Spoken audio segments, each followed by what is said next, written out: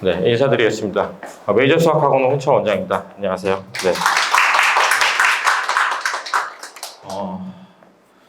고민이 많으실 것 같아요. 저도 고민이고, 사실은 이게 이런 거잖아요. 그죠? 다 예측이죠. 지금부터 얘기하는 거는. 그죠? 그러니까 발표된 것 말고 나머지 추가 붙이는 건 사실 저의 뇌피셜입니다. 근데 그 얘기는 어머님들도 마찬가지고, 학교 선생님들도 마찬가지고, 대학도 마찬가지예요. 이 뇌피셜이라는 얘기는 항상 이렇게 입시 제도가 변동될 때는 진짜 안타까운 얘기지만 수혜자가 생겨요. 그죠? 옛날에 학종 생겼을 때도 학종에 발맞춰서 움직였던 학교에 앞대가리에 든 수혜자를 봤어요. 근데 수혜자가 있다는 얘기는 피해자가 있다는 얘기죠. 아마 현 중3, 그 다음 중2까지도 아마 수혜자, 피해자가 있을 거예요. 이 제도가 정착돼서 한 3, 4년이 지나고 나면 그 루트를 따라서 최적화돼요. 제가 경제학 전공을 했으면 어쨌든 최적화를 찾아가죠. 자본주의 시장의 원리가 그거잖아요. 최적화를 찾아가고 나면 그게 안정화돼서 계속 가게 되면 고착화되면 결국은 이제 잘하는 애들 못하는 애들이 자기의 가장 유리한 제도를 찾아가기 때문에 저는 약간 뭐 마이너하게 자기가 좀 운이 없을 수는 있지만 어쨌든 최적화를 찾아간다고 생각하는데 제도가 처음 시행됐을 때는 어쨌든 그 수혜자가 있고 피해자가 있어요. 그런 것 때문에 지금 여기 앉아 있고 저도 지금 이렇게 떠들고 있다고 생각을 하고요. 머리가 하얘지 너무 이렇게 진지하게 보시면 저는 이렇게 긴장하는 경향이 있어가지고 네.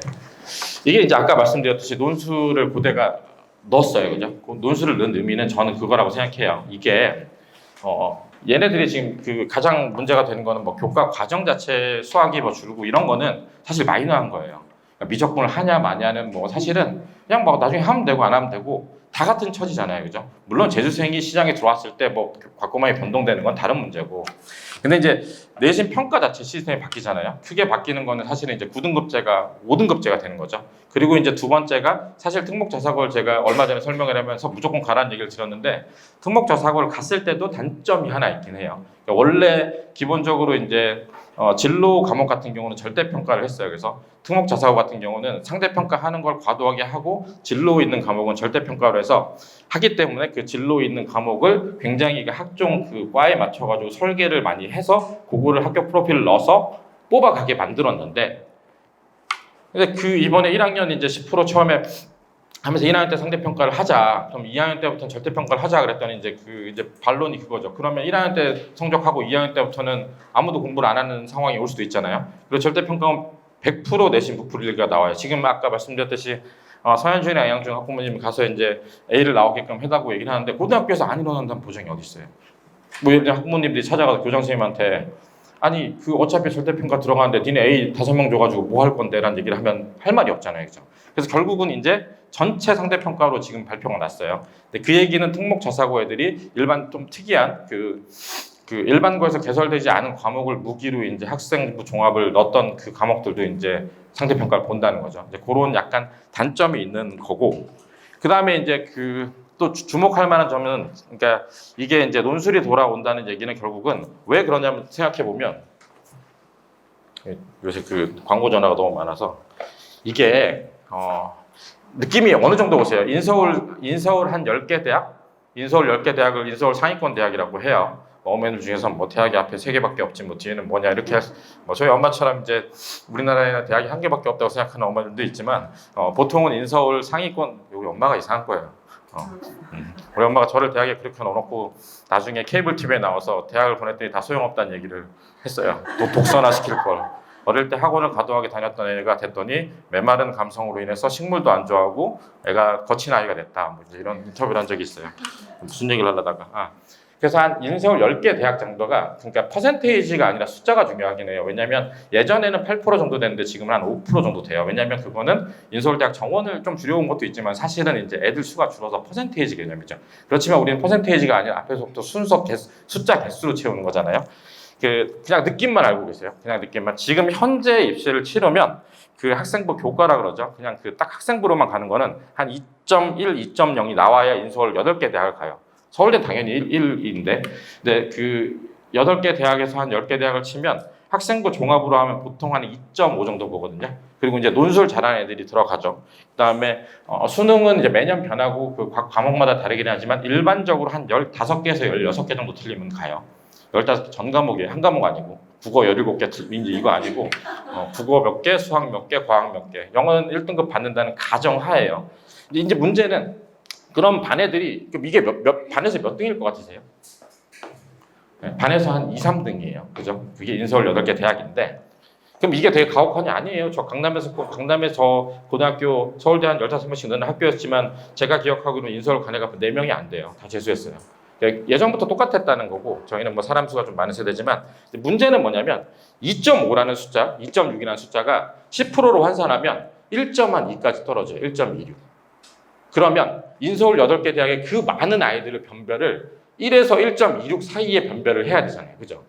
그런 변별하는 장치가 뒤에 가서 얘기를 드리겠지만 성적표에서 표준편차 미기재를 하면서 기본적으로 알 수 있는 방법이 되게 적어졌어요. 그리고 이번에 또 제가 그 면밀하게 검토된 자료를 보면 그 과목별 학습 내용과 평가 방법에 대해서 대학에 제공한다는 얘기가 옛날부터 있는데 이게 이제 학교 프로파일 들어가는 건데 이것도 사실은 지금 이제 특목 자사고만 되게 유리하게 되어 있는 거죠. 이제 그러면 대학 입장에서 생각을 해보면 얘네들을 어떻게 선발해야 되는지가 되게 고민이 되잖아요. 기본적으로 서울연고대 같은 경우가 어쨌든 교육특구나 특목 자사고를 뽑아가고 싶어 하죠. 서울대는 좀 약간 아니란 얘기를 계속 하고 있어요. 아니고 우리는 학생부 종합을 더 사랑한다. 자기 마음대로 얘기를 한다고. 그러니까 우리 내 마음대로 뽑을 수 있는 걸 사랑한다고 얘기를 하지만 이제 그런 것들이 맞물리니까 저는 고대가 논술을 부활시켰다고 봐요. 그리고 실제로 지금 교육특구 같은 경우는 블라인드 제가 얼마 전에 설명드렸듯이 블라인드 제하에서 분당 지금 거의 학종 잘 못 가요.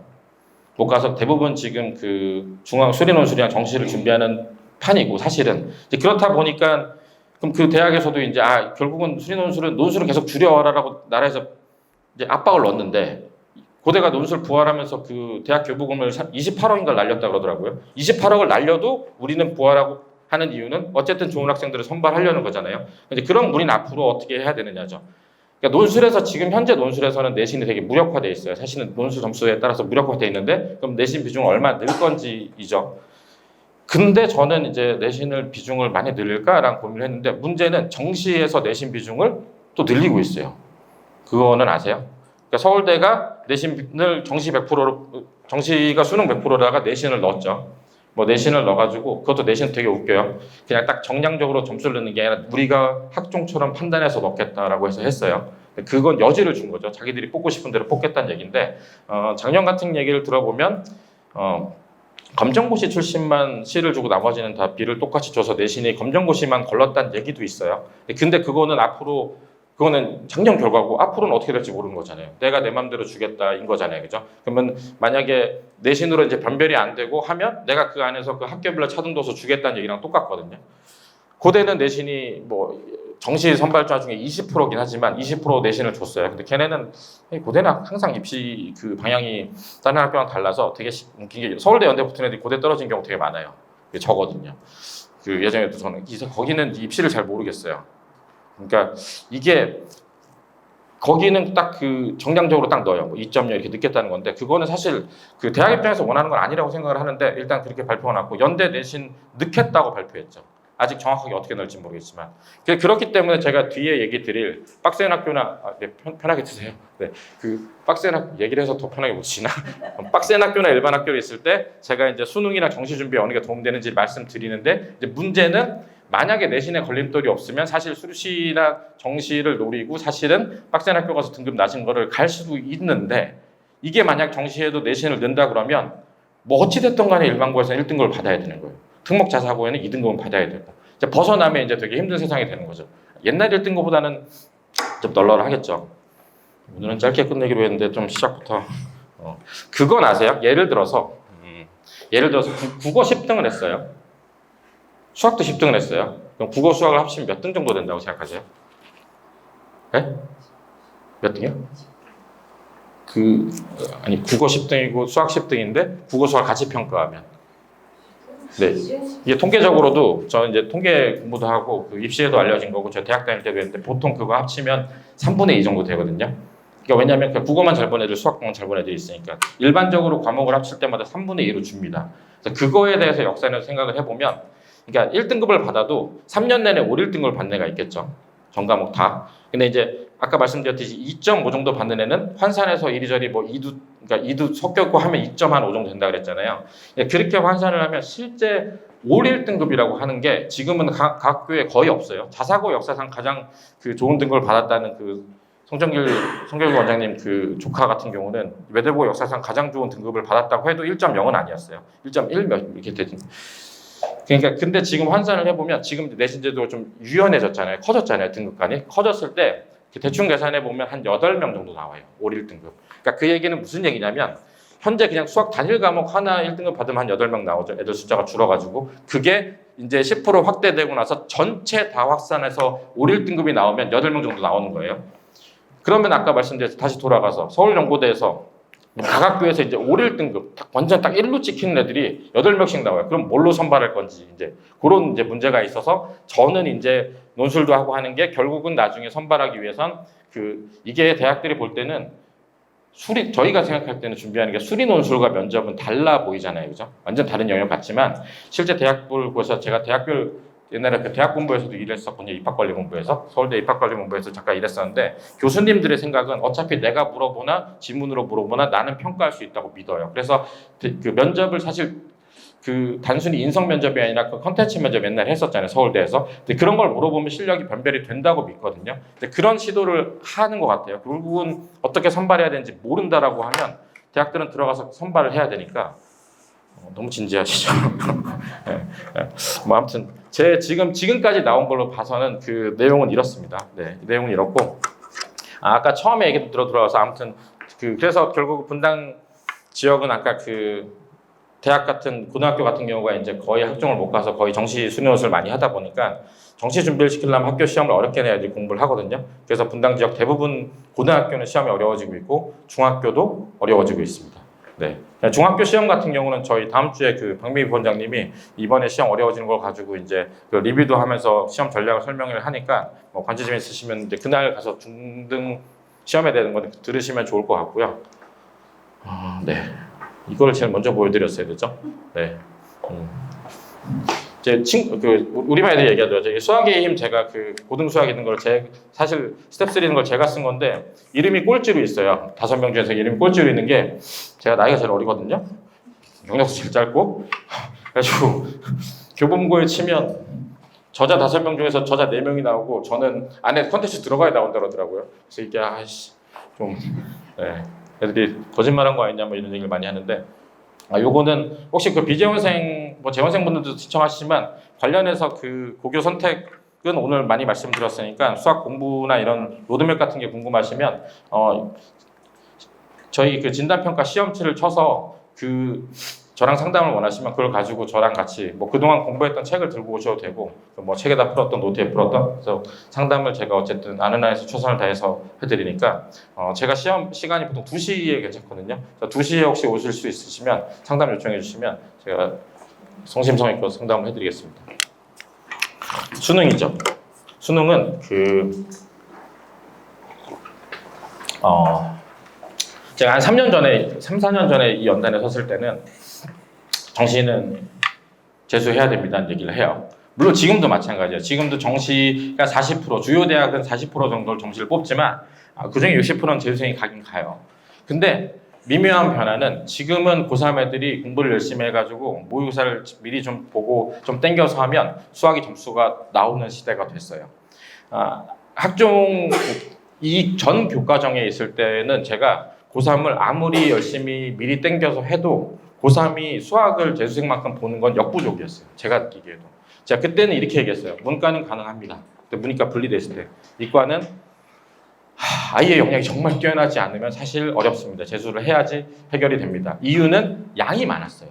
그러니까 지금 선택 과목 돼 있는 거 수원, 수투, 미적, 기하, 확통을 다 하고 가서 그걸로 연습을 고3 때 하고 나서 수능을 봤어야 됐어요. 그러니까 재수생을 따라갈 수가 없었어요. 근데 지금은 이제 선택 과목이 됐잖아요. 그래서 예를 들어서 보통 미적분을 많이 하죠. 그러니까 수리 논술 감안해서 요새 미적분을 많이 해요. 그러니까 미적분만 시켰더니 저희 같은 경우 작년에 저희 반 학원 애들도 1등급이 나와요. 그러니까 이게 어쨌든 간에 고1, 2 때 수원수투를 어쨌든 좀 빡센 학교들은 수능 평가원 기출 다 풀잖아요. 그죠? 그때 미적분 좀 해놓고 겨울방학 때 미적분 잘 해가지고 3월부터 모의고사 보는 거를 고3 재수생처럼 따라가면 다 나오는 건 아닌데 꽤 나오거든요. 그래서 그 얘기를 왜 드리냐면 이제 이때 가면 미적분도 빠지죠. 양이 딱 수능 보는 과목이 수원수, 공통수학 1, 공통수학 2까지 배운 다음에 수원수 가지고 보잖아요. 물론 이제 이과 같은 경우는 뭐 확통 같이 본다고 좀 볼멘 소리가 있을 수 있지만 기본적으로 고2 과정까지 다 끝나고 수능 준비가 가능하기 때문에 가능할 거라고 생각합니다. 그래서 좀 서둘러서 한다면. 그러니까 서둘러서 하는 의미는 요때 해야 돼요. 요때. 고1 겨울방학. 그러니까 중3 겨울방학은 고등학교 1학년 시험 준비에 매진해야 된다고 생각하면 이 고1 겨울방학 때 수원수투에 평가원 수능 있는 거를 그래서 제가 그 저희 반 애들 같은 경우는 또 중3이랑 고1 때 방학 때 제일 많이 나오라서 매일 나와서 같이 해요. 제가 특강도 매일 하고 하는 이유가 이때 다 밀어 넣어야 가서 어떻게든 힘을 발휘할 수 있기 때문에 그러니까 결론은 정시 가능하기 때문에 요즘은 이제 좀 빡센 학교들도 정시랑 수련에서 같이 간다라는 거 하에 그 예를 들면 중앙이나 뭐 다른 대신에 이렇게 설명해 가셔도 우리 수리 논술로 이만큼 보냈다 시기 싫다는 얘기를 하는 이유가 그거예요. 학종으로 못 가니까. 그래서 이제 시험을 좀 빡세게 내고 있다라는 얘기를 드리고 싶고요. 당연히 이게 10% 중요하죠. 일반고에서 10%가 안 나와가지고 이제 2등급이 되면 3등급이 되면 고민의 여지 없이 이제 정시를 가야 되는 그냥 이렇게 생각하시면 돼요. 이제 제 그냥 감으로 아까 처음 말씀드렸듯이 발표된 거 말씀드리고 제 뇌피셜을 말씀드리는데 일반고에서 2등급, 특목자사고 3등급 이거는 제 생각에는 1학년 때 이 등급으로 빠지면 아마 정시 준비하셔야 될 거예요. 시대가. 왜냐하면 그 1이라는 의미가 지금의 1의 의미가 아니기 때문에 그래서 그거를 좀 아시면 좋을 것 같다라는 얘기를 드리고 싶어요. 네. 그래서 이제 계속 이 10% 1등급의 의미를 이제 말씀을 드리는데 이게 참 저도 이제 계속 발표 나겠죠. 결국은 저는 이게 우리가 어떻게 될지 아는 거는 결국은 대학들이 어떻게 선발하는지를 봐야 된다고 생각을 해요. 그죠? 근데 그거는 저희가 미리 보고 갈 수 없으니까 아까 그래서 말씀드렸던 게 수혜자가 있고 피해자가 있다는 얘기를 드리는 거고 그러니까 이게 애들한테 올라운드 플레이어를 원하는 거예요. 그 가서 1등급을 다 받으면서 학교 생활도 열심히 하면서 혹시 모르니까 정시 대비도 하고 수련 논술 준비도 하고 이렇게 되는 거죠. 혹은 인문 논술 준비나 그럼 되게 빡세고 되게 가혹한가요? 근데 저는 근데 그렇게 생각은 안 해요. 어차피 같은 애들끼리 경쟁이고 그럼 저 때 돌아갔을 때 저는 뭘 했냐 그러면 저희 내신도 하고 수능도 하고 논술도 보고 다 했던 세대거든요. 면접도 하고. 그러니까 어차피 그 같은 세대에서 하는 거는 저는 그 양이 줄거나 뭐 이런 거는 별로 의미가 없다고 생각해요. 이게 전형간에 이제 불이익이 있는 요 그 전환기가 문제인 거지. 왜냐면 예전에 저희가 사탐가탐 다 하면 막 11과목씩 했던 세대고 지금 2개 하니까 요즘 애들 공부를 아니에요. 그 11과목 사탐가탐 있는 것만큼 2과목이 빡세요. 훨씬 깊어졌고. 그러니까 어차피 같은 경쟁을 한다라고 생각을 하고 있고요. 뒤에서 특목자사고 일본 거 말씀드릴게요. 요거는 제가 얘기해봐야 소용이 없겠죠, 그죠? 정치적인 싸움 중인데 물론 저는 당연히 확대되길 바라고 있습니다. 이게 지금 원래 정부 원안대로 가면 그 메디칼이라고 하죠. 의치 한약수 전체 한 6천 몇 명 되는 게 한 8천까지 늘어요, 그죠? 이게 느는 순간 그 역사상 가장 스카이 공대를 가기 쉬운 이제 해가 되는 거죠. 그래서 저희 반 고3들도 항상 기대를 같이 하고 기도하고 있어요 지금. 어떻게 되는 정부가 이기기를. 뭐 의사 증원에 대한 여부는 사실 뭐 제가 그런 건 잘 모르고 저는 그냥 제 개인적으로 입시만 말씀드리면 그렇습니다. 제가 이제 특목자사고 때 만약 중학생이면 가라는 얘기를 계속 드리는 이유가 그거예요. 그러니까 결국은 정시 준비를 제일 빡세게 많이 시킬 것 같아요. 지금 외고 같은 경우도 외고는 대부분 수시로 가잖아요. 외고도 정시 준비를 좀 시켜야 된다는 생각이 좀 들었는지 시험 문제를 조금씩 빡세게 내고 있거든요. 그래서 이게 이제는 아까 이 의미는 그때 말씀드렸듯이 학교에서 이제 그 내신을 정량 말고 정성 평가로 이제 어떤지를 볼 때 제가 말씀드렸잖아요. 블라인드 이유로 일반고 간의 격차는 인정을 안 하지만 특목 자사고는 보인다라고 얘기를 하잖아요. 그죠? 그러니까 원래 그 전에도 학교 프로파일 내라 그러면 일반고 요만큼 내면 특목자사고 이만큼 내고 뭐 외대부나 이런 데는 대학 가서 브리핑 됐었어요. 우리 뭐 예를 들어서 우리 뭐 상 받은 애는 뭐 잘한 애다.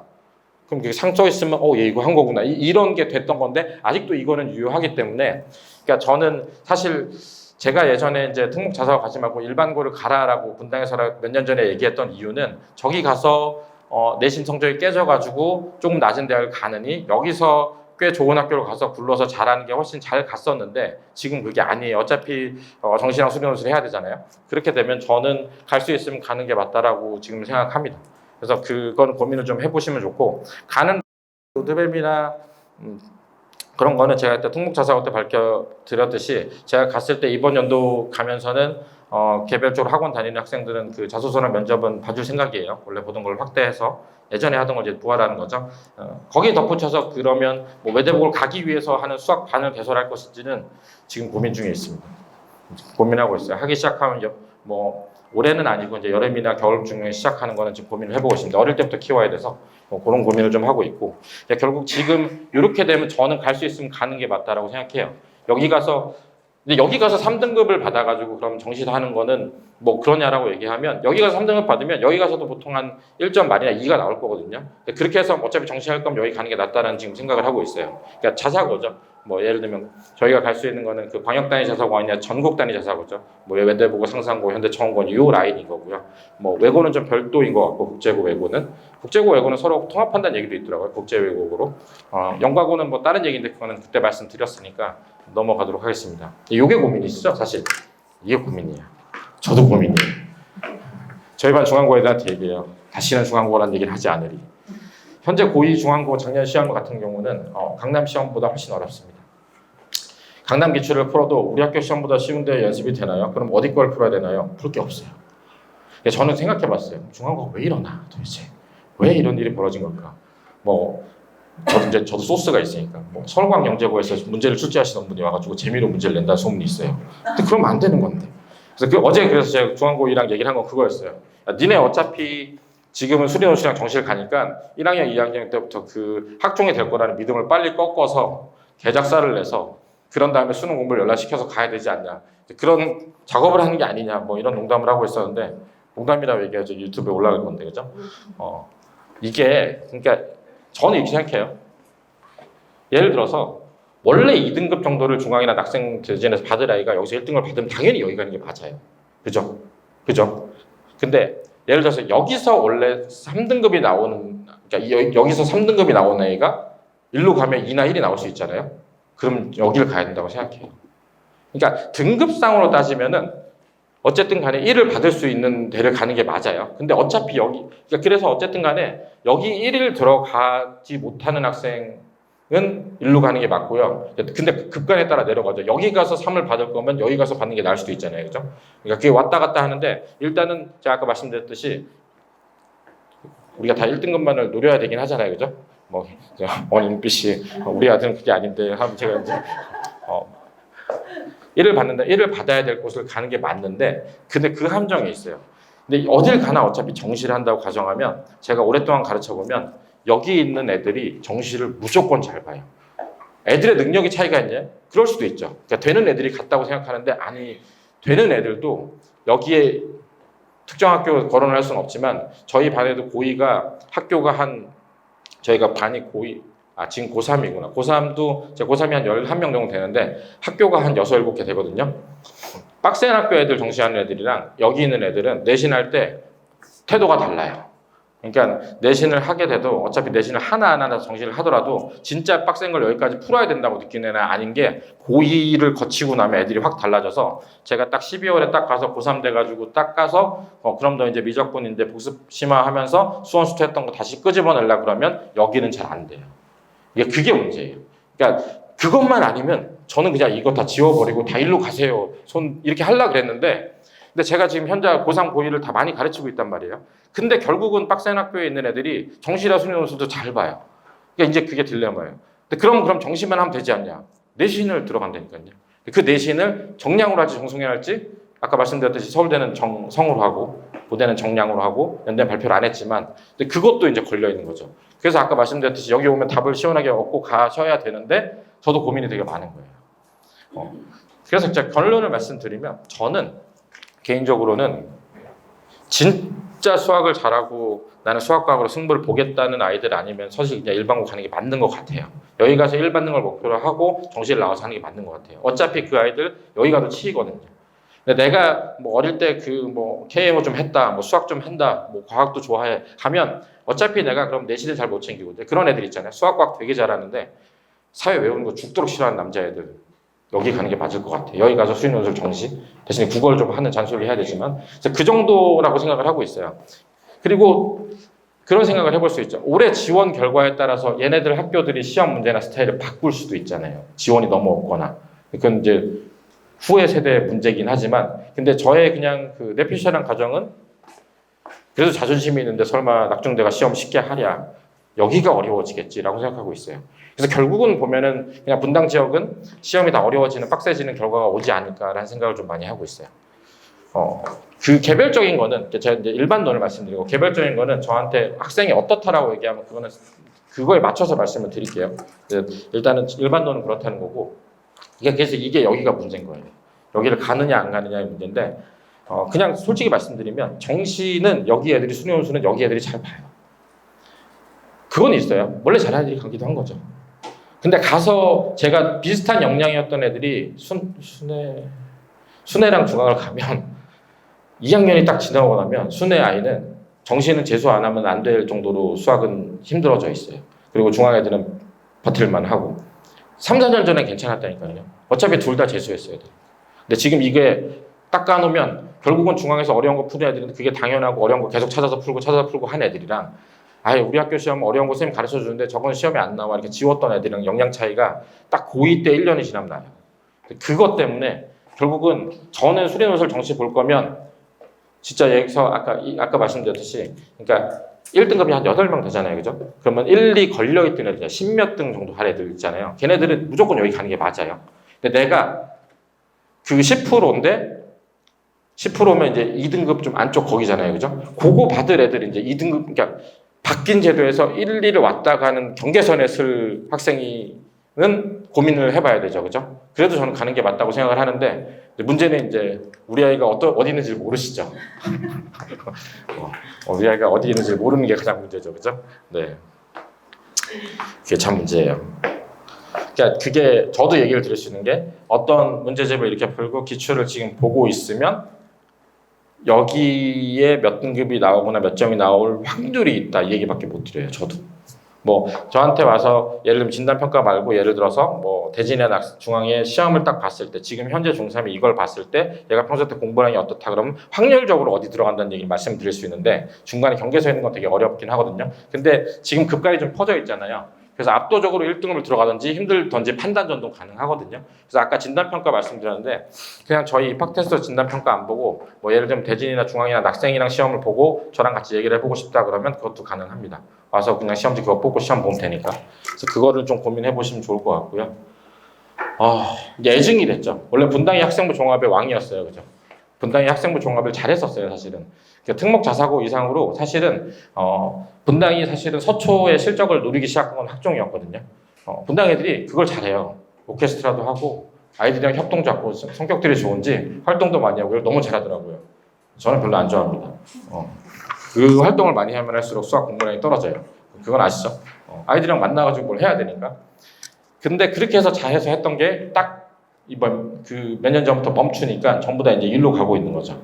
그렇지만 어쨌든 일로 갔을 때 제 생각에는 어떻게 선발할 것인지에 따라서 어쩌면 이게 또 유효한 전략이 될 수도 있어요. 일을 받고 나서 그 후의 문제인데 예를 들어서 그럴 수도 있잖아요. 그러니까 예를 들어서 뭐 예전에는 뭐 1점 몇 가지만 서울대를 가고 연고대는 뭐 1.6 이렇게 얘기를 하던 거를 어쨌든 지금은 거의 애들이 다 1.1, 2 왔다 갔다 하는 애들이 모여 있잖아요. 그럼 걔네들 자체가 선발하는 게 애매하면 거기서 이제 어떻게 보면 뒤에 면접과 수능원수를 합친 학생부 종합 이렇게 될 수도 있잖아요. 그냥 제 내피셜이에요. 그냥 대학 선발이 발표가 안 났으니까. 그래서 의미가 있는 거고, 그러니까 의미를 따질 수 있는 것 같고요. 요건데 이거에 대해서는 이제 고민이 이제 그게 많으셔요. 저한테 질문 많이 하시는 분들은 도대체 그렇게 경쟁률이 높은데 붙을 수 있는 거냐 이걸 믿고 이제 첫 번째 그거죠. 두 번째는 그럼 도대체 언제부터 시작해야 되는 거냐 이제 이게 의문이잖아요. 뭐 급하니까 제가 오늘 설명을 하지만 둘 다 100% 답은 못 드려요. 근데 그냥 제 그동안 가르쳤던 거랑 애들 논술하는 걸 말씀드리면 빠르게 시작하면 보통 2학년 1학기 끝나고 시작해요. 보통 이렇게 생각하시면 돼요. 급히 바꿔서 고3 때나 고3 중간에 논술을 시작하는 경우도 있는데 실제로 논술을 준비한다고 얘기를 하면 보통 2학년 1학기 마치고 시작을 합니다. 이유는 일단은 뭐 다른 그동안 내신 하고 나서 이제 이게 아니다 싶으면 트는 경우가 대부분이긴 하지만 기본적으로 수리 논술을 하려면 수학을 배워야 돼요. 얘네들 범위가 지금 현재는 나오는 게 수원, 수투, 미적분, 확통, 기하 다 나오잖아요. 그죠? 이제 그래서 예를 들어서 중앙이나 대진 같은 경우가 예전에는 그 정시만을 위해서 확통을 뺐던 걸 이과를 확통 교과를 넣은 이유가 이거라고 생각해요. 그러니까 원래는 그 안 넣었던 것도 전부 다 투 과목이랑 다 넣어서 가르치는 게 그 전부 다 이 수리 논술을 가르쳐야 되기 때문에라고 생각을 해요. 물론 연대는 과학 논술을 뺀다고 얘기를 했어요. 과학 논술 뺀 건 저로서는 좋은 일이라. 근데 뭐 어쨌든 그래서 이걸 배워야 되기 때문에 그래서 선행이 아까 말씀드렸던 고1 겨울이잖아요, 그죠? 그때 수원수를 끝내고 미적분을 좀 배워야 수리 논술을 할 수 있어서 그러니까 수리 논술을 미리 준비하려면 미적분 하셔야 돼요. 미적분 하셔야 돼요. 근데 요즘 그 얘기고 이제 자라나는 이제 이 아이들은 수원수투만 하면 될 거 아니에요. 설마 근데 모르겠어요. 그거를 대학이 상위권 대학 이럴 수도 있잖아요. 우리 수리 논술은 미적분 문제를 하나 낸다 이럴 수도 있잖아요, 그죠? 그렇게 되면 이제 상위권 애들은 그 지금 수능에 나온다는 얘기랑 달리 미적분을 따로 공부해야 될 수도 있는 거예요. 그래서 제가 100% 확답을 못 드린다고 말씀드린 건 대학의 결정이 달려 있어요. 서울연고대를 주시한 카이스트 포항대 주요 상위권 이과 대학들이 우리 수리 논술은 그래도 미적분을 알아야 되니까 우리는 미적분 한 애들을 뽑는다라고 얘기하면 자사고는 미적분 강의를 강화할 것이고 일반고는 미적은 그냥 사실 내신 정도만 하던 애들도 해야 되겠죠. 그거는 거기에 갈려 있긴 한데 뭐 그거는 그렇지만 기본적으로는 수원수투까지는 배우고 시작을 해야 된다. 그래서 그리고 예전 수리 논술과 달리 예전에 굉장히 어려웠었거든요. 그래서 수리 논술의 그 주요 주제에 대해서 다시 기본 강의를 들었어야 됐어요. 옛날에 뭐 해석학, 정수로 이런 걸 다 가르쳤었어요. 강남도 그렇고. 저도 옛날에 수리 논술 강의를 따로 했었고 점삭도 했었고 이런 했는데 지금의 수리 논술은 문제가 쉬워졌어요. 근데 연대가 들어와서 연대가 진짜 어렵거든요. 옛날에. 연대 수리 논술은 저도 보면 이게 대학 수학을 배워야 되는 전 대학 때 수학을 안 했잖아요. 그죠? 그러니까 연대 수리 논술에 들어와서 지금 변수는 연대 서울대 진짜 어렸었거든요. 옛날에 그래서 수리 논술 반 자체를 서울대반, 연대반, 고대 한대반 이렇게 운용을 했었거든요. 지금 이제 이게 없어가지고 수리 논술이 다 쉬운데 연대 들어와서 변수가 있을지 모르지만 지금 현재 수리 논술을 한양대, 고대 일반 그 주요 성균관대랑 논술을 보면 그냥 제가 그냥 수능 강의에서 미적분 한 걸로 풀 수 있어요. 그래서 그 자체가 일단 수학 공부를 하는 게 제일 가장 우선이고요. 수능에 킬러 문제 푸는 연습을 하는 게 수리 논술이 제일 도움이 되고요. 근데 이제 2-2학년 1학기 끝나거나 3학년 때 시작을 한다는 의미는 뭐냐면 그런 그 수리 논술의 기본 강의가 아니라 그 문제 각 학교에 나온 기출 문제를 가지고 내가 답안 작성을 어디까지 해서 첨삭받는 걸 익히고 거기에 대한 모의평가 문제를 연습을 하는 걸 얘기하는 거죠. 그러니까 예를 들어서 내가 고대랑 한대랑 성균관대를 치면 그 뭐 학원 같은 데서 다 준비를 하겠지만 사실은 그 입학처 있잖아요. 뭐 고려대학교 입학처, 한양대학교 입학처 가면 거기 기출 문제랑 해설 예시 답안 다 있거든요. 그래서 그거를 시험을 보고 첨삭을 받는 작업들 뭐 최소한 한 3개년에서 5개년 자기가 갈 학교 한 4-5개를 하는 게 기본의 시작이고 그 뒤로 이제 그걸 가지고 그 비슷한 모의 문제를 풀어가는 게 수능 논술 준비거든요. 그래서 그걸 하기 전 단계에서 아까 말씀드렸듯이 수능 있는 수학 문제를 풀 수 있어야 되니까. 그러니까 그래서 2-1에 시작을 못하는 경우가 있어요. 3학년 때 시작을 하는 경우가 많고 그런 얘기를 좀 말씀드리면 되고 인문 논술도 혹시 관심 있으시면 말씀드리는데 저도 인문 논술 옛날 강의도 했었거든요. 전 대학은 이제 또 문과로 나와서 좀 특이한 이력을 갖고 있잖아요. 사람들이 애들도 그렇고 생각할 때 인문 논술은 정말로 그냥 글쓰기 이빨로 생각하는 그 뭐 약간 운이라고 생각하잖아요. 아니에요. 저는 입학관리 공부에 있었고 실제 면접 고사를 그 사회과학대학에서 보는 거랑 안에서 이제 인문 논술 쓰는 거랑 그걸 다 답안지를 봤었고 이게 글쓰기에 그 논문을 쓰는 것처럼 써야 되잖아요, 그죠? 설명문이에요, 스테이트먼트. 그러니까 그게 단순히 우리가 수필과 뭐 소설처럼 이렇게 미사여고 화려하게 쓰는 감성적인 글이 아니잖아요. 주장 본인의 어떤 그 논점 이슈를 끌어내서 거기서 안에 주장과 근거를 써 나가는 거잖아요. 이 글 있잖아요. 딱 보면은 수준차가 확 드러나요, 정말로. 그게 그 본인의 국어 실력이든지 아니면 국어에서 그 이슈를 뽑아내는 능력이라든지 그 자체 개요를 뽑아내서 거기를 작성하는 것도 실력차가 확실하고 이걸 평가하는 교수들은 원래 평생 밥 먹고 이것만 하는 사람들이라서 보면 불편해요. 못 쓴 거는. 그래서 점수차가 나요, 이게. 사람들이 생각할 때. 근데 문제는 점수가 나도 왜 힘들다는 얘기를 하냐면 예를 들어서 10명 선발인데 30명이면 정확하게 자기 실력대로 가겠죠. 10명 선발인데 10,000명이 왔어요. 이러면 실력이 되는 10명이 차고 넘치잖아요. 근데 그 중에서 로또라는 거예요, 사실은. 허수로가 되게 많고요. 사실 실제 경쟁률이 뭐 그렇게까지 60대 이렇게 가진 않아요. 제가 볼 때는 실제 경쟁률은 한 3대 1도 안 되거든요. 근데 이제 문제는 이 3대 1을 담보할 수가 없다는 거죠. 왜냐하면 글쓰기를 굉장히 훈련받고 잘하는 아이도 이 주제에 대해서는 이슈를 잘못 뽑을 수도 있어요. 그럴 수 있어요. 네. 제가 제 얘기를 드려도 되나 모르겠는데 저는 이제 고등학교 때 이과를 가지고 수능을 문과로 치고 인문 논술을 보고 대학을 간 봤어요. 저는 면접이랑 서울대랑 연대를 쳤었을 때 뭐 고대 떨어진 거 얘기한 고3 때 얘기해요. 고3 때 제가 연대를 붙고 고대를 떨어지고 엄마가 이제 그건 못 간다 재수해가지고 서울대랑 연대를 쳤는데 같은 논술을 봤죠. 점수가 꽤 많이 남았었어요, 사실은. 네. 그래서 서울대 1차를 됐죠. 연대가 제가 5차 합격했어요. 그러니까 이게 서울대 1차 붙을 합격이면 연대 1차 합격 못할 수가 없거든요, 거의 대부분. 근데 연대가 다 돌아서 2월 말인가 3월 초에 연락 왔어요, 오라고. 그러니까 이거는 제가 생각할 때 논술을 망친 거거든요. 근데 제가 논술을 되게 잘 봤어요. 제가 그 대학 들어가고 살았는데 면접도 과에서 2등 했고 논술 되게 잘 봤거든요. 연대 가가지고는 논술에서 아마 제가 볼 때는 논점 일탈을 한 것 같아요. 이런 거, 이게 가장 리스크인 것 같아요, 인문 논술은. 근데 인문 논술도 제가 얘기를 드리면 그 학교에 기출에 있는 걸 가지고 쓰는 훈련을 좀 해야 돼요. 그러니까 얘가 지문을 읽는 시간을 얼마나 소비를 할 것인지, 지문을 읽으면서 내가 이슈를 뽑기 위해서 어떤 작업을 할 건지, 그리고 뒤에 개요를 쓰는데 몇 분을 들여서 실제 실행을 해서 자수를 맞춰서 끝날 때까지 어떻게 되는지를 최소한도로 한 10회, 20회 이상 연습을 해야지 그나마 뒤에가 뭔가 아까 말씀드렸던 10명 뽑는데 3대1 정도 되는 그 안에 들어갈 수 있어요. 그 뒤로는 미안한데 죄송하지만 로또예요.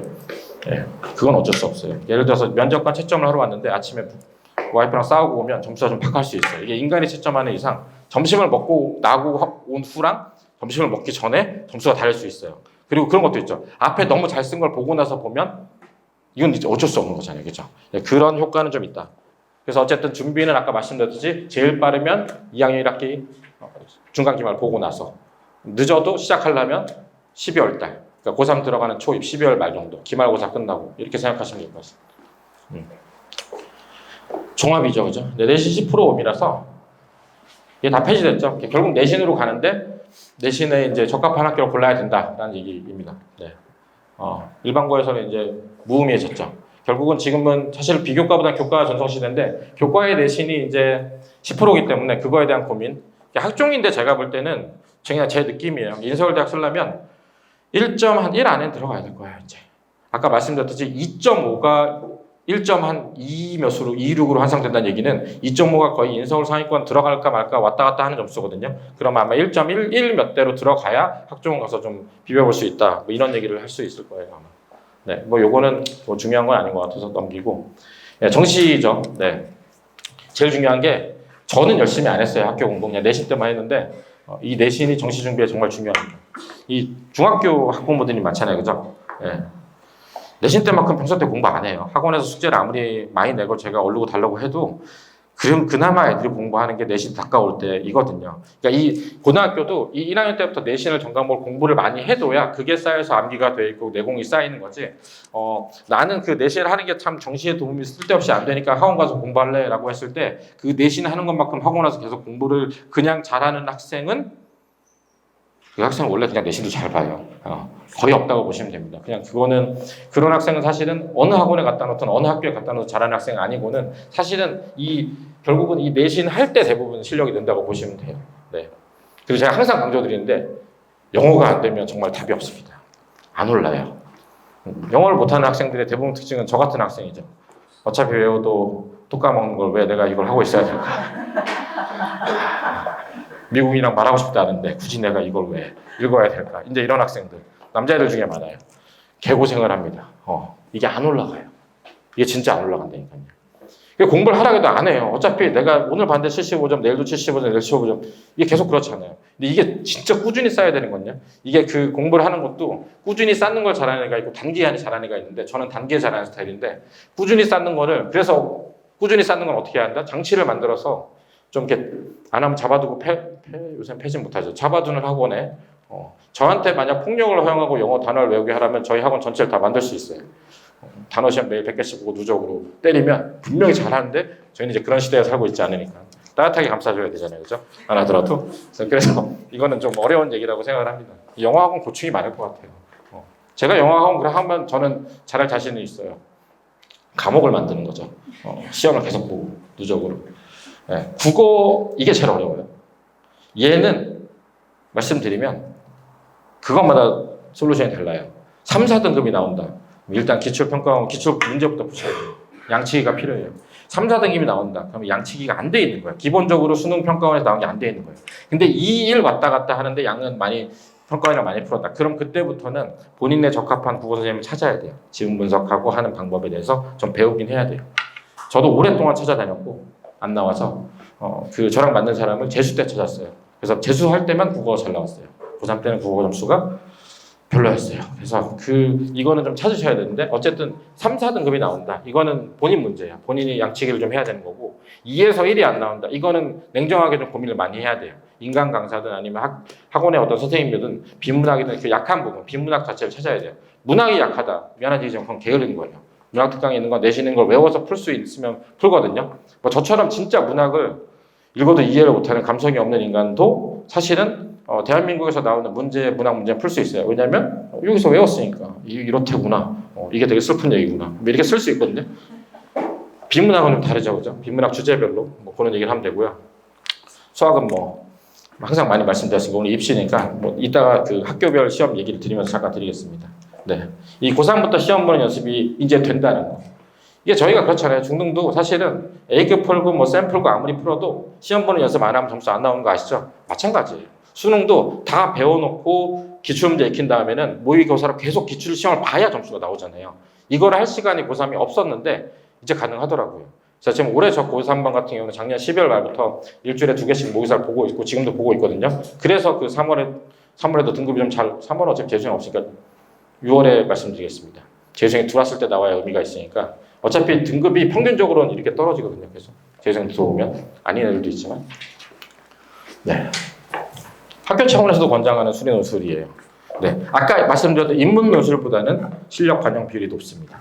여기는 확실히 실력 차가 나요. 이제 그런 게 좀 애매해요. 이제 예를 들어서 학교 이름을 이제 얘기하면 좀 미안한데 이게 중간에 애매해요. 예를 들면 건대나 중대 같은 경우가 제일 애매한 게 위에 치는 애들도 밑에 안전판을 치고 밑에서 올려서 엄청나게 많이 치거든요. 그렇게 되면 실력이 좋아서 쓰는데 문제는 그럴 때 시험 문제가 쉽게 나와요. 그러면 그거는 답안지 잘 쓰고 실수 안 하고 글씨 잘 쓰는 애들이 붙어요. 근데 그건 어쩔 수 없는 건데 일반적으로 아까 말씀드렸던 연고대 갔을 때는 실력차 확실히 납니다. 연대가 옛날처럼 난다 그러면 그건 영재학과 잔치가 되겠죠. 영재학과에 머리 좋은 애들은 정말 다르더라고요. 제 옛날에 그 의대 수리 논술에서 영재학과 출신 애들이랑 수학을 제가 앞에서 가르쳤는데 얘는 나한테 왜 배우시나 생각이 들었어요. 근데 그런 아이가 전년도 생명과학부 붙을 때는 수리 논술이 빵점이었대요. 문제가 처음 읽어는 저도 잘 이해가 안 가는 문제들을 냈어요. 옛날에는. 그러니까 대학에서 배운 사람들이 가르쳐야 되는 거였죠. 근데 지금은 그런 시대는 아니라는 거. 네. 이것만 알고 있으면 돼요. 이제는 무조건 다 이제 그 없어졌잖아요. 이 네 가지인데 공통수학 1, 2, 수원수 2. 근데 일단 공통수학 1, 2를 주구장창 하셔야 돼요. 이거는 제가 진짜 말씀드려요. 센 비단계 한 10번이라도 풀고 뭐 자기스토리 한 10번이라도 풀고 그러니까 센 10번 자기 손으로 풀고 자기스토리 10번 자기 손으로 풀었는데 기출이 안 나온다. 그럼 저한테 오세요. 제가 책임지겠습니다.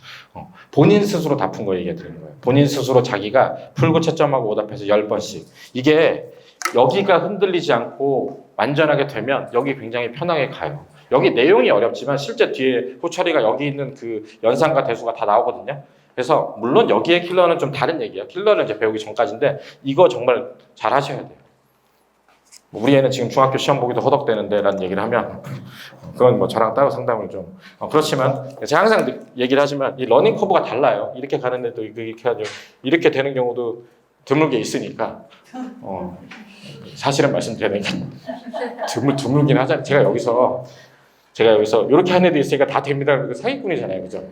이런 경우도 있고, 뭐 이런 경우도 있겠죠. 그러니까 그거는 좀 얘기를 해보시면, 그러니까 예전에는 이제 수학하는 만큼만 가서 외고 가서 하면 뭐 된다라고 말씀드렸는데 지금은 이제 다 통합됐잖아요. 그죠? 그래서 미안한 얘기지만 지금은 중등이 안 되더라도 그걸 얼르고 달래던 동기부여 시키든 어쨌든 많이 시키긴 해야 돼요.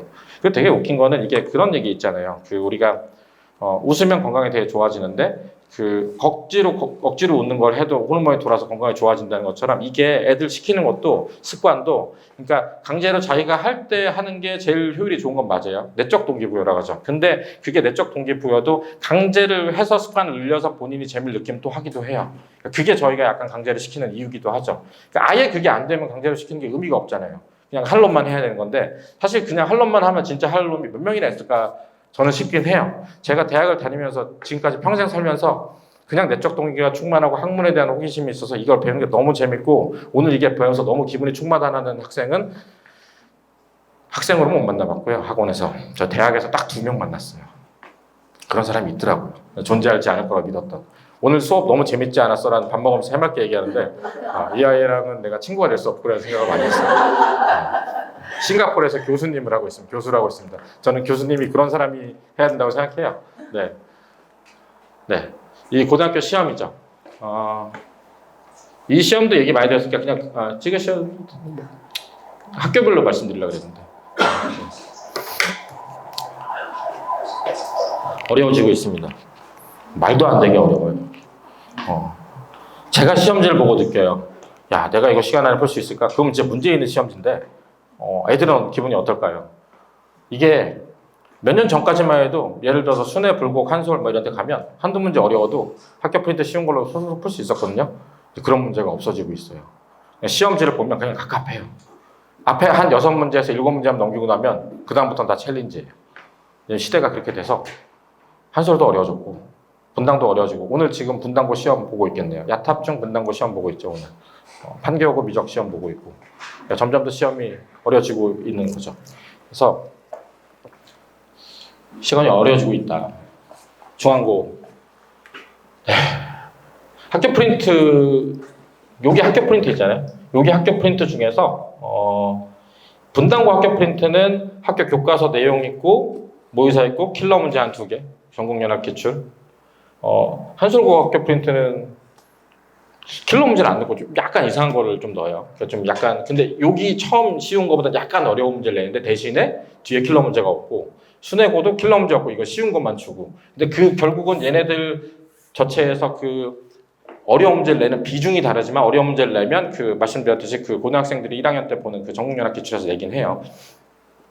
옛날에는 고난도랑 전국연합 기출 양분이었죠, 그죠? 지금 대진고가 드디어 고난도를 포기하고 전국연합 기출을 바꿨어요. 그래서 지금 현재 EBS 고난도를 쓰는 분당의 학교는 서현고등학교 하나뿐입니다.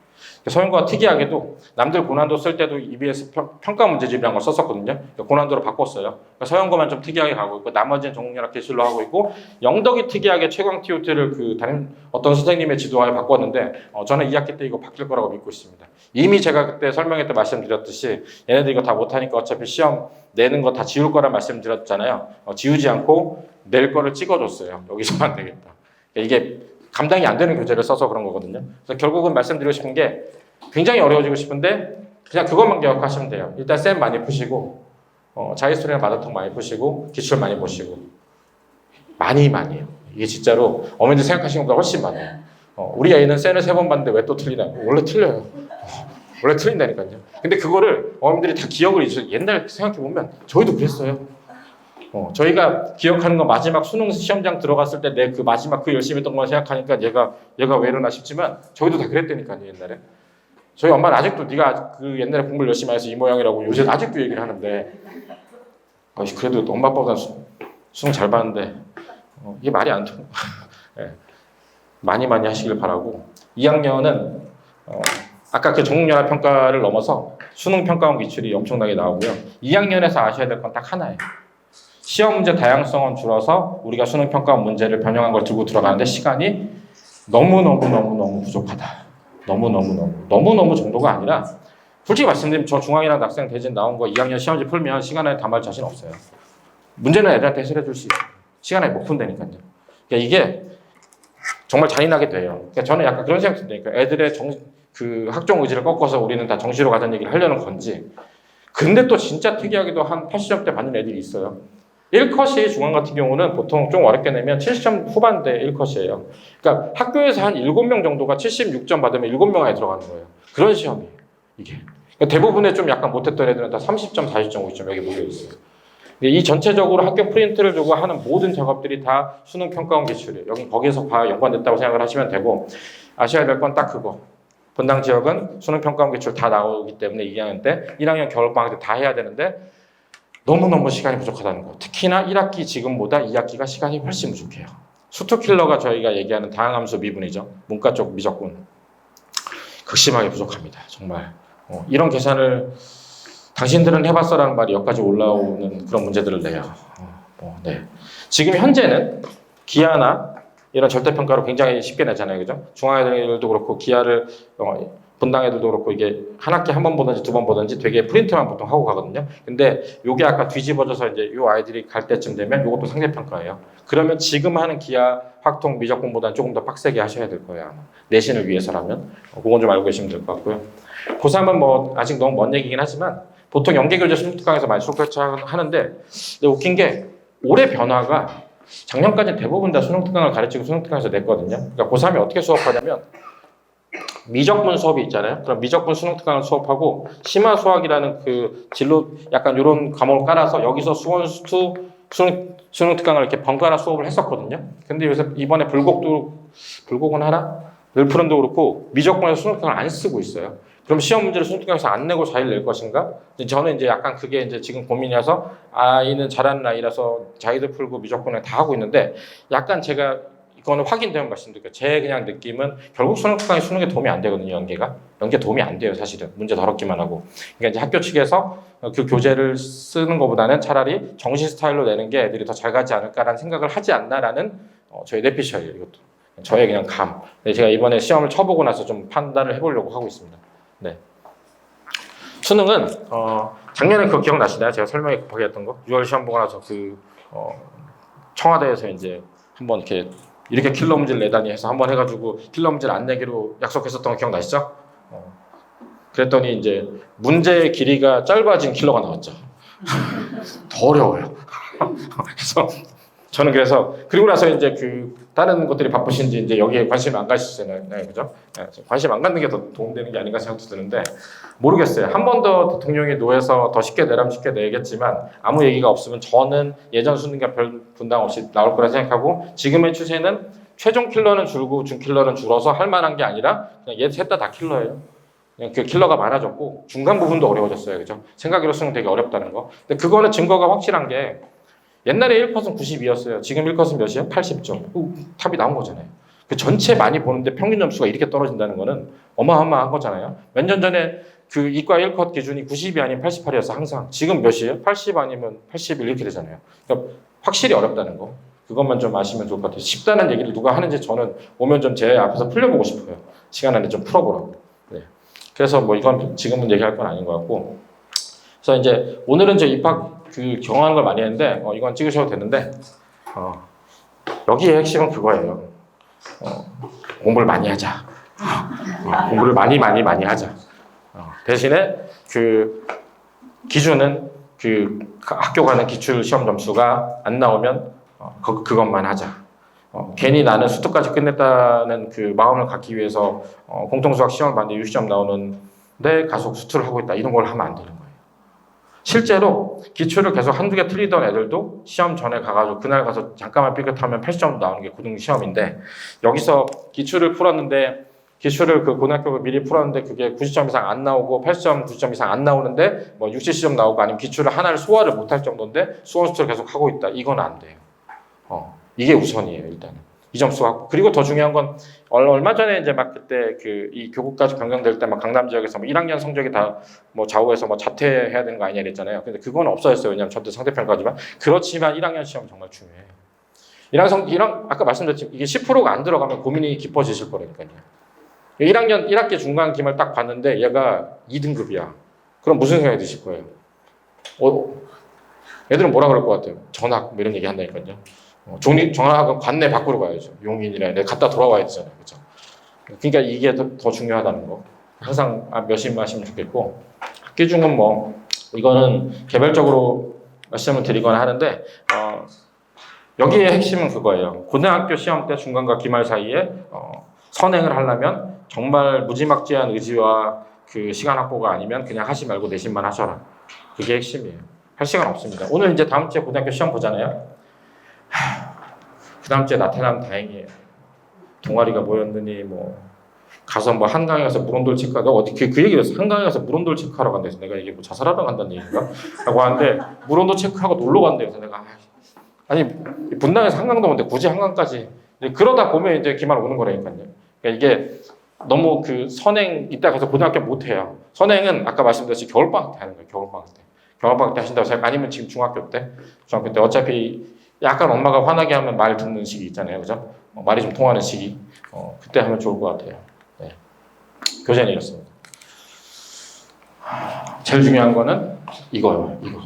여기까지 가기 전에 학생이 만약 어리다면 실력 전속 반복하는 건 좋아요. 근데 실력 전속도 한 3번 이상 반복하면 효과가 없습니다. 근데 3번 반복은 다 푸는 3번은 아니고 처음엔 다 풀고 그다음 연습 문제만.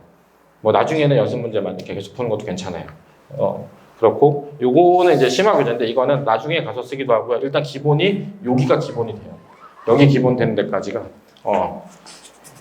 그게 제일 중요한 것 같습니다. 여기 밑에 교재는 계속 변해요. 이거 왜 써놨겠어요? 이게 다 낙중대에서 그 애들 시험 보는 거 내려고 여기저기서 가져오면 제가 애들이 이제 요새 보면 알아요. 어떻게 하는지 아시죠? 모르시나? 중앙시험 봤어요. 모르는 문제가 나왔어요. 각 학원 다 다녀야 되잖아요. 야, 니네 학원에서 다 못 보는 거예요. 그럼 어떻게 해요? 판단 딱 찍어봐요. 그럼 이제 띵 뜨죠. 아, 이거다. 이제 기말 때 풀어요. 이거 내겠어요. 나 진짜 애들 이해가 안 가는데 중간고사 때 하이엔드에서 나왔대. 그랬더니 뭐 하이엔드를 썼다는 학원이 있고 뭐 하이엔드를 뭐 하는데 뭐 학교 선생님 뭐 교무실에 갔더니 하이엔드가 꽂혀 있었다 뭐 어쩌고저쩌고 하는데 기말에 풀어요. 그 내겠냐고요. 그걸 중간고사 때 냈는데. 차라리 이걸 지워야죠. 차라리 그게 더 전략적인 것 같은데 아무튼 중요한 거는 여기가 메인 핵심이라는 거. 그것만 좀 알고 계시면 좋을 것 같습니다. 네. 뭐 요거는 네. 학생들이 고등시험이 진짜 너무 저희가 도전백도 만들고 해서 1학년 1학기 시험을 보면 어떻게 중학교 시험이랑 달리 이렇게 어려운 걸 낼까 막 헉스 하잖아요. 그죠? 본인의 고등학교 3년 다니는 동안에 가장 쉬운 시험입니다. 사실은. 내용도 제일 쉬워요. 안 믿기겠지만. 애들이 제가 이런 얘기하면 항상 따뜻함과 희망을 줘야 되는 선생님이 앉아서 그 애들 팩폭을 하고 있다고 얘기를 하는데 거짓말을 할 수는 없잖아요. 이게 제일 쉬워요, 사실은. 뒤에 어렵냐고요? 어렵죠. 원방 들어보셨죠? 원방 직선의 방식 힘들어해요. 생각해도 함수랑 유리함수 애들 잘할 것 같은데 그것도 힘들어하거든요. 그럼 뒤에 순열 조합을 잘하냐? 그것도 좀 아닌 것 같잖아요, 그죠? 수원 해보신 분은 알겠지만 그냥 고등수학 나가거나 공통수학 나갈 때 진도로 나가니까 수원에서는 사각함수인데 멈춰 있어요. 사각함수 도대체 자기랑 안 맞는 것 같아. 그 모든 거를 어떻게 시키느냐는 제가 다른 설명 때 말씀드리니까 그건 그때 가서 말씀드리겠습니다.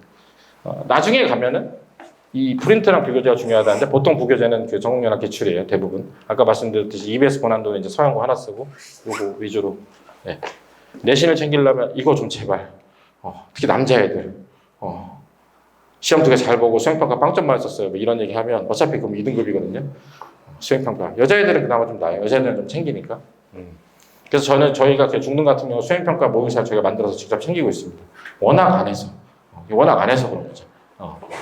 2학년은 이렇게 생각하시면 돼요. 수능평가원 기출이 메인이다. 이렇게 알고 계시면 돼요. 좀 길게 써놨지만, 그리고 이제 기출 같은 경우는 좀 빡센 학교 애들은 강남 기출 많이 풀고요. 아니면 분당 기출 많이 풀고. 문제 수준 차이가 별로 없습니다. 근데 2학년 늘 푸는 거 쉽냐고 안 쉬워요. 2학년 수뇌고는 쉽죠. 이게 작년 2학년을 돌아보면 제가 이 동네에서 시험이 좀 수월하게 나왔던 학교 수뇌고 하나인 것 같아요. 저희 딸이 나오면 수뇌고를 그게 제 정신건강에 좋지 않을까라는 생각이 좀 잘 드는데 아무튼 그렇습니다. 그래서 다 여기는 아까 말씀드렸죠. 그냥 시간이 부족해요. 모르는 문제 나오지 않아요. 어차피 수능평가원 문제 제일 어려워요. 수능평가원보다 어려운 걸 계속 애들이 찾는데 이거보다 어려운 거는 들어온 사설밖에 없어요. 그러니까 문제가 들어온 거지 사람들이 들어온 게 아니라 들어온 문제인 사설. 뭐 예를 들면 강사들이 하는 거 있잖아요. 그러니까 뭐 현우진 뭐 이렇게 하는 그 문제 어려운 거 말고는 이게 제일 어려워요, 사실. 이거 푸느라 세월 다 가는데 이거를 변형해서 내는 거지. 여기에 아까 하이엔드랑 절대 이런 거 안 써놓은 이유가 그 문제집 다 이거보다 쉬워요. 여기 가면 최종장에 가면 그렇습니다. 네.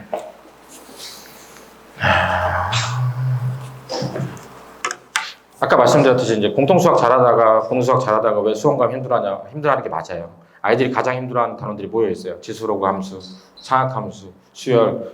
어머님들 옛날에 싫어하지 않았나요? 어릴 때. 저는 상학함수를 제일 좋아했거든요. 그래서 약간 사이코패스 아니냐는 얘기를 들었었는데 보통 다 애들이 다 싫어하는 것들이죠.